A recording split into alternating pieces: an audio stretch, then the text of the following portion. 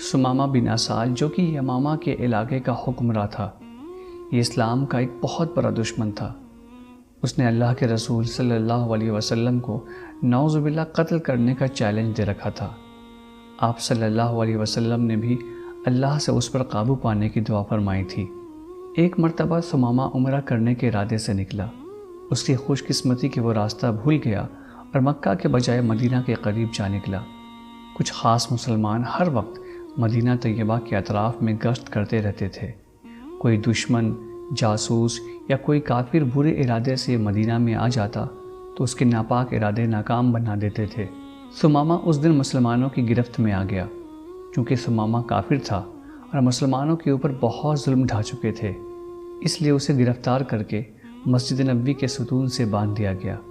اللہ کے رسول صلی اللہ علیہ وسلم کو اس دشمن اسلام کی گرفتاری کی خبر دی گئی۔ آپ صلی اللہ علیہ وسلم تشریف لائے، اسے دیکھا۔ لمبا قد، خوبصورت چہرہ، توانا جسم، بھرا ہوا سینہ، اکڑی ہوئی گردن، اٹھی ہوئی نگاہیں۔ آپ صلی اللہ علیہ وسلم آگے بڑھے اور پوچھا، ثمامہ کیا حال ہے؟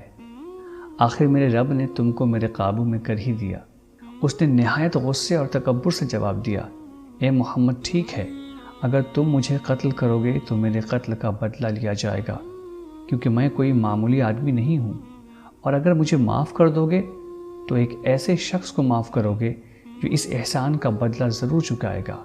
ہاں، اگر مال دولت کی ضرورت ہو تو تم جتنا چاہو مجھ سے لے لو۔ سامعین اکرام، ذرا یہاں رکیے، اس کی گفتگو اور لہجے پر غور فرمائیے کہ وہ کتنی بڑی شخصیت کے ساتھ کتنی بے ادبی سے اور کس قدر تکبرانہ انداز میں گفتگو کر رہا ہے۔ دنیا کا کوئی اور حکمراں ہوتا تو اسی وقت اس گستاخ کی گردن اڑا دینے کا حکم دے دیتا، مگر آپ صلی اللہ علیہ وسلم کے برداشت، صبر، اعلیٰ ظرفی اور اعلیٰ اخلاق کا کیا ہی کہنے کہ اس طرح کی گفتگو سننے کے بعد بھی اللہ کے رسول صلی اللہ علیہ وسلم نے اس کو اس کے حال پر چھوڑ دیا۔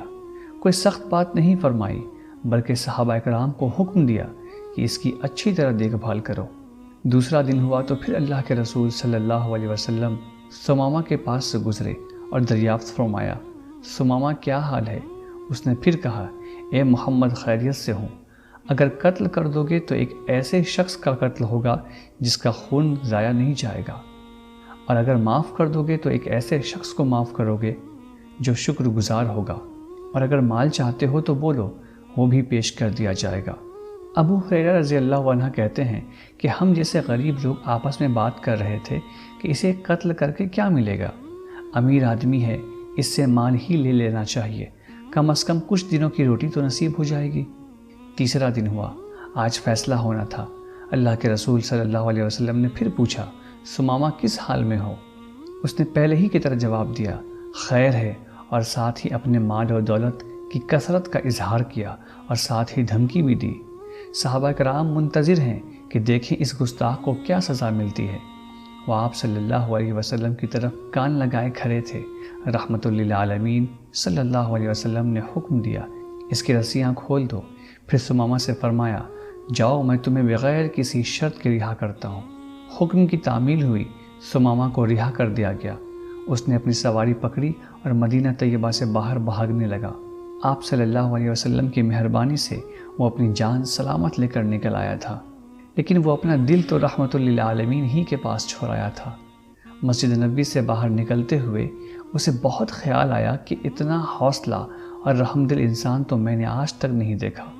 میری الفاظ میں کتنی زور اور اکڑ تھی، مگر اس کے باوجود ان کا صبر لاجواب تھا اور انہوں نے مجھے رہا کر دیا۔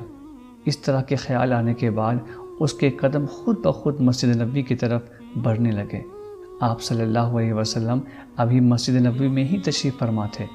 آپ صلی اللہ علیہ وسلم نے اسے دیکھا تو فرمایا، ثمامہ، ہم نے تو تمہیں چھوڑ دیا تھا، تم پھر چلے آئے۔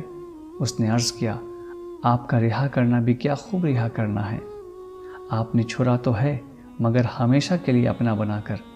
اب میں بادشاہ نہیں، آپ کا غلام ہوں۔ میری تمنا ہے کہ مجھے کلمہ پڑھائیے اور اپنے جانثاروں میں شامل کر لیجئے۔ اسلام کی نعمت ملنے کے بعد اس نے کہا، اے اللہ کے رسول صلی اللہ علیہ وسلم، اس کائنات میں آپ کا چہرہ میرے لیے بہت زیادہ قابل نفرت تھا۔ آپ کے دین کو میں نہایت برا سمجھتا تھا۔ آپ کا شہر میرے لیے سب سے زیادہ ناپسندیدہ تھا، مگر آپ کے دامن رحمت میں آ جانے کے بعد آپ کا چہرہ مجھے کائنات کے سب چہروں سے زیادہ محبوب ہے۔ دنیا کا کوئی دین آپ کے دین سے بہتر اور افضل نہیں۔ آپ کی یہ بستی روئے زمین کی ساری بستیوں کے مقابلے میں میرے لیے محبوب ترین ہے۔ اے اللہ کے رسول صلی اللہ علیہ وسلم، میں عمرے کی نیت سے گھر سے مکہ کے لیے نکلا تھا۔ اب جب کہ میں مسلمان ہو گیا ہوں، مجھے عمرے کی اجازت عطا فرمائیں۔ اللہ کے رسول صلی اللہ علیہ وسلم نے اس کی تربیت فرمائی اور عمرے کا صحیح طریقہ بتایا۔ اس کے بعد وہ مکہ مکرمہ عمرہ کے لیے چل دیا۔ مکہ پہنچنے کے بعد وہ اللہ کے رسول صلی اللہ علیہ وسلم کی صفات اور اسلام کی خصوصیت کے بارے میں مجلسوں میں گفتگو کرنے لگے۔ کفار کے لیے یہ باتیں بہت تکلیف دہ تھیں، چنانچہ انہوں نے کہا ثمامہ بے دین ہو گیا۔ ثمامہ نے کہا میں بے دین نہیں ہوا، بلکہ میں مسلمان ہو گیا ہوں، اور میں نے محمد صلی اللہ علیہ وسلم کی نبوت کی تصدیق کی ہے۔ اس ذات کی قسم جس کے ہاتھ میں ثمامہ کی جان ہے، اب یمامہ سے گندم کا ایک دانہ بھی محمد صلی اللہ علیہ وسلم کی اجازت کے بغیر مکہ مکرمہ میں نہیں آئے گا۔ ثمامہ اپنے وطن یمامہ پہنچ کر اس نے اپنی بات پر عمل کیا اور مکہ کو اناج کی سپلائی بند کر دی۔ مکہ میں قحط کی کیفیت پیدا ہو گئی۔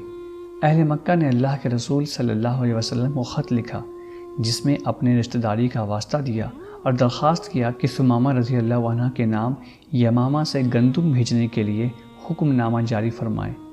سامعین اکرام، تھوڑی دیر کے لیے رک جائیے اور غور کیجیے کہ اللہ کے رسول صلی اللہ علیہ وسلم کس قدر اعلیٰ ظرف، اعلیٰ اخلاق والے تھے کہ باوجود اس کے کہ مکہ والوں نے آپ پر اتنے ظلم ڈھائے، آپ نے ثمامہ رضی اللہ عنہ کو پیغام بھجوایا کہ مکہ کے لیے گندم کی سپلائی شروع کر دیں۔